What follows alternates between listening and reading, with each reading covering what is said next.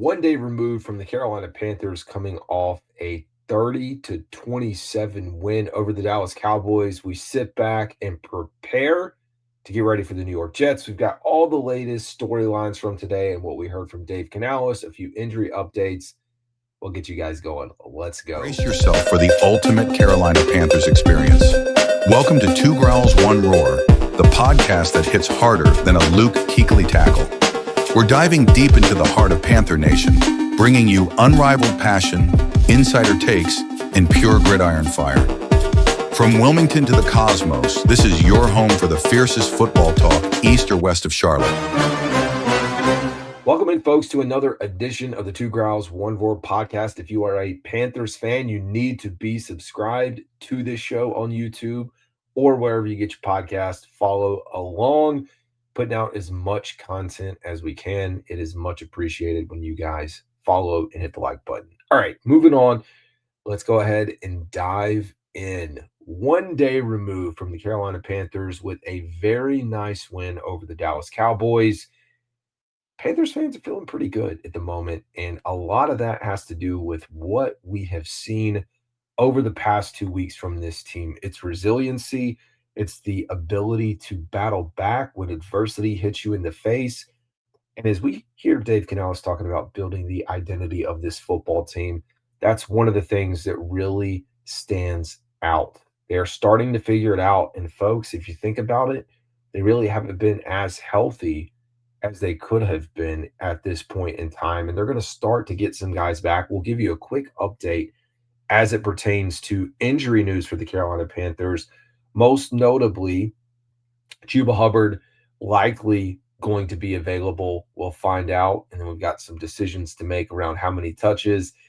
When Dave Canales was asked today about who is going to be the starting running back, he said, we'll see when it comes between Chuba Hubbard and Rico Dowdle. To me, you have to keep Rico Dowdle as the number one back right now until proven otherwise. And I think that's just the nature of where things are. JT Sanders progressing right along as well. And of course, Jalen Coker. So quite a few players in the mix.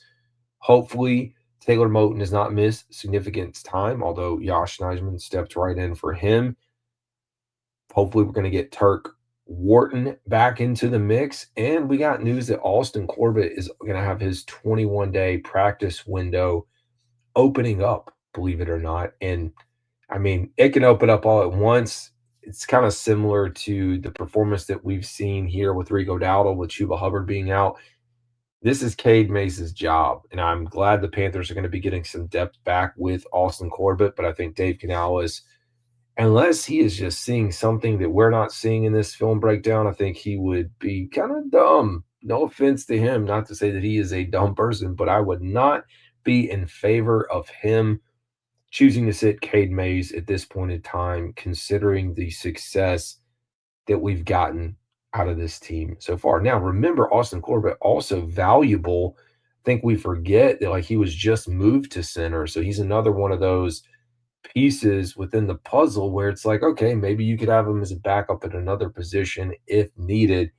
We have the rookie undrafted free agent from the Baltimore Ravens, or I guess moving on, sitting here, Nick, for the Carolina Panthers. So you have him on the roster as well, but lots of decisions to make. So that is the status of the Carolina Panthers. We'll get the official injury report, and the Panthers are getting some guys back. And that's one of the things that Dave Canales talked about today in the presser. When you look at the status of this team, he was asked about what is the Panthers' identity through 6 games of the season. And he said that picture kind of changes. We've been affected by injuries, so you have different people in every single week, which we know about, some of them season ending, others kind of ebbing and flowing as we go through the motions here. There's a lot of decision points that are going to happen, in my opinion, when it comes to the offensive side of the ball. We talked about Jalen Coker getting back in the mix. I do think this means Hunter Renfrow is bumped down a notch. I think considering what we've seen out of Jimmy Horn Jr., T-Mac, we already know XL still finding it, but I think XL gets the nod over Hunter Renfrow at this point. You're going to throw Jalen Coker into the mix. You also have Bryson Tremaine, who kind of taking a step back, but valuable when it comes to the special teams game for the Carolina Panthers.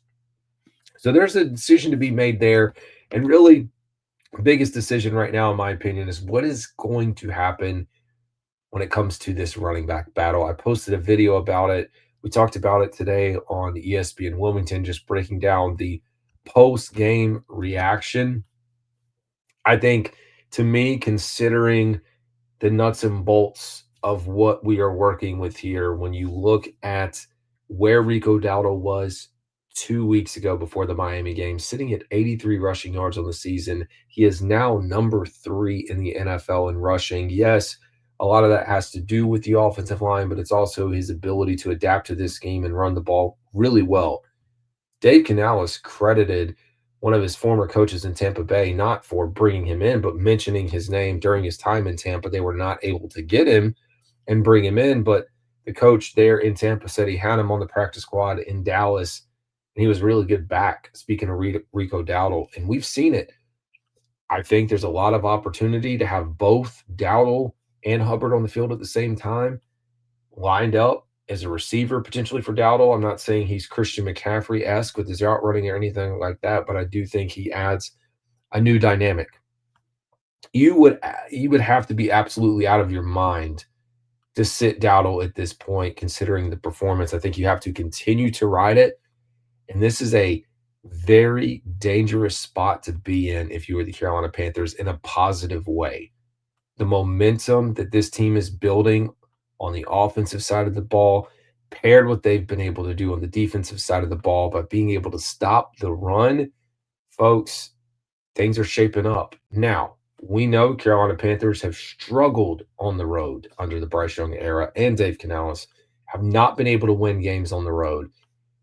This is not a trap game. I don't think it's a trap game, regardless of the record.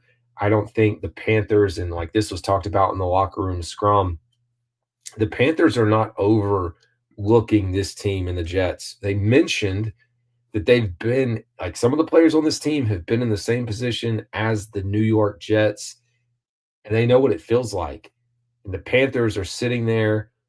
You think about it, you don't want to walk in here thinking that you're going to just have this easy game at all. You got to put in the work, and it's a good opportunity to prove that you are a football team that's going to be competing within the NFC and the NFC South. And yes, I know, you come out of this, here's the two scenarios. You look at the New York Jets today. If the Panthers win this game, okay, it's a checkbox. They can win on the road. They beat a bad football team. If they lose, the narrative changes. It really does. Losing this game hurts way more than winning it does. It's just the nature of how this sport works and how folks are going to look at you. You cannot be the team that's trending in the right direction, showing us the performance that you have, and then go in up to New York and have your run game shut down, or just not have the performance that you would expect, or that we've come to expect over these last few weeks. Over the last 4 games, Panthers are 3-1. Atlanta win. We know the blowout loss to the Patriots, win over Miami, win over Dallas. You have to get this win. And what's wild to me is, at least right now, and I'm checking it as we record this, New York Jets are opening up as, okay, they're not. They did open up as a favorite. I think that slightly shifted on ESPN Bet to the Carolina Panthers, but initially the Jets did open up as a favorite, which is hard for me to imagine an 0-6 team.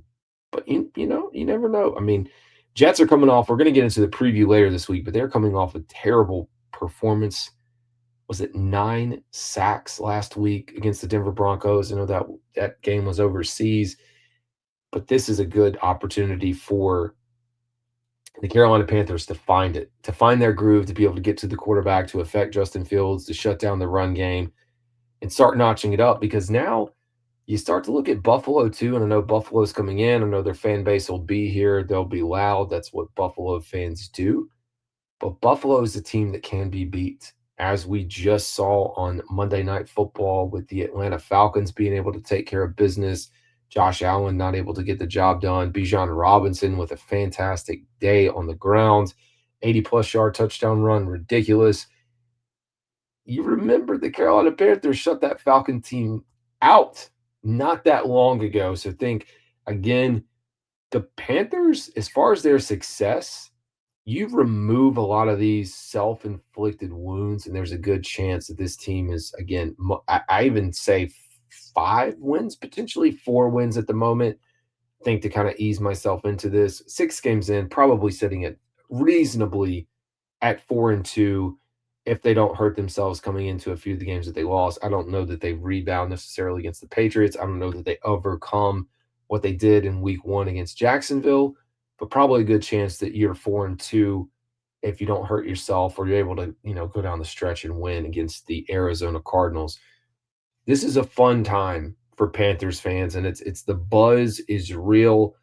That's why losing this game to me too would just hurt things even more because we're starting to feel it. And the team is believing. Dave Canales talked about that in the presser. Folks are buying into the belief of what he is selling them right now. When you have folks buying in, believing what Dave Canales is teaching them, the results are slowly going to start trickling in. Now, I understand there's things that are just not going to be fixed no matter what we do. There's issues in the secondary. We get it. I know a lot of folks got excited with the fact that J.C. Horn traveled with Pickens at the end of the game, and that was confirmed. J.C. wanted to go and cover Pickens one-on-one, and I think that's an opportunity why we had the 3-and-out down the stretch. But this Ejiro Evero defense is really a zone defense, guys covering portions of the field, so you don't see a lot of man coverage, unfortunately, which is the reason that you probably won't see that often. He's going to live and die by what he wants to do. So coming out of this, I went out to NFL Pro, and I always like to just look at the post-game insights that they provide, some really good analytic pieces. And so let's start diving into those. So Rico Dowdle delivered another performance, of course, with Chuba Hubbard sideline, 30 carries, 183 yards, 4 receptions for 56 yards. 239 scrimmage yards. Of course, we know made it the first player with back-to-back 200-yard games since Dalvin Cook in weeks 8 and 9 in 2020. He also posted a 66.7% rushing success rate, the highest by any player with 20 carries in a game this season. I mean, this is why you got to keep feeding him. Transitioning to Bryce Young.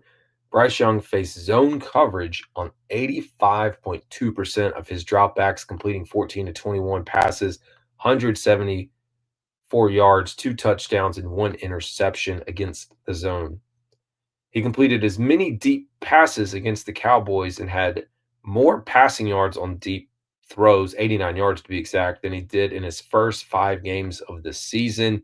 He also threw his first deep touchdown pass of the season to Rico Dowdle and Tedero McMillan. So showing improvements in that deep ball. Again, I think a lot of that is predicated on the run game, the ability to get the run game established, and being able to be under center, play action. Speaking of Rico Dowdle again, I mean, I feel like every stat that we're going to see is going to be focused on him.